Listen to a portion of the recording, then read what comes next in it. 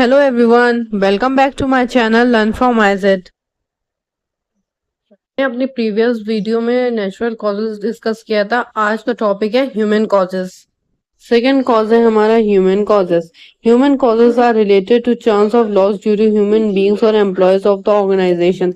The dishonesty of employees can bring heavy losses for business। जो second हमारा important cause है वो है ह्यूमन कॉज। ह्यूमन कॉज का मतलब वो कॉज होता है जो हम ह्यूमंस की वजह से हो, जो एम्प्लॉयज ऑर्गेनाइजेशन में काम कर रहे हैं उनकी वजह से, उसको ही हम ह्यूमन कॉजेस कहते हैं।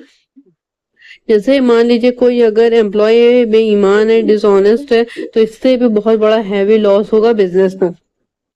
ह्यूमन कॉजेस में be divided into the following parts. First है हमारा dishonesty by customer.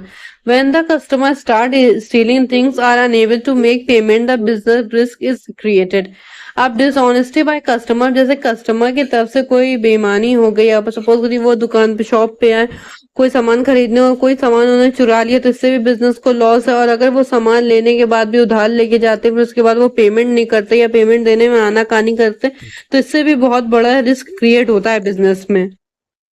Second point है हमारा dishonesty by employees. When the people working in the organisation start stealing things of money, the business risk is born. देखिए, अब जो employees हैं, जो workers हैं, जो ऑर्गेनाइजेशन में काम करते हैं, अगर वो भी बिजनेस में, वो भी ऑर्गेनाइजेशन में अगर चीजें चुराना स्टार्ट कर दें या पैसे चुराना स्टार्ट कर दें या इंफॉर्मेशन लीक करना स्टार्ट कर दें, तो इससे भी बहुत बड़ा हैवी लॉस हो सकता है बिजनेस को। थर्ड पॉइंट है हमारा working carelessly. When the owner of a business makes a careless estimate of demand और throwing of a burning cigarette in the godown, resulting fire, such careless actions create business risk. अब देखिए, working carelessly में क्या होता है, ये अगर कोई ओनर या एम्प्लॉय कुछ भी अगर ध्यान लगा काम नहीं करेंगे, ध्यान से हट के काम करेंगे, तो बिजनेस को बहुत बड़ा लॉस होगा। कोई भी डिमांड आ रही है उसका वो गलत फायदा उठा रहे हैं, या फिर काम करते वक्त वो सिगरेट पी रहे हैं, वही जलती हुई सिगरेट अगर उन्होंने कहीं फेंक दी बिना ध्यान दिए, तो उससे भी आग लगने का बहुत रिस्क, आग लग सकती है, उससे बिजनेस को रिस्क क्रिएट हो सकता है। आजकल देखिए, आप न्यूज देखते ही होंगे, कहीं एसी फट रहा है तो कहीं कुछ हो रहा है, तो ये भी केयरलेस की निशानी है।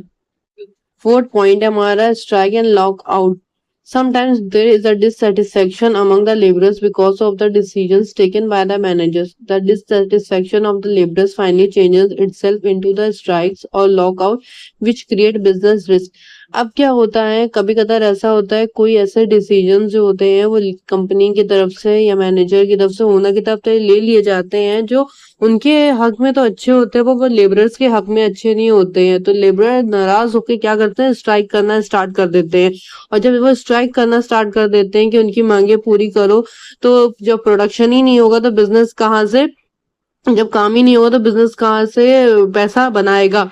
तो स्ट्राइक करना भी एक तरीके का ह्यूमन रिस्क कॉज है। आई होप आप लोगों को ये सारे पॉइंट्स क्लियर हो गए होंगे। अब मिलते हैं हम लोग अपने नेक्स्ट वीडियो में। Till then take care, bye.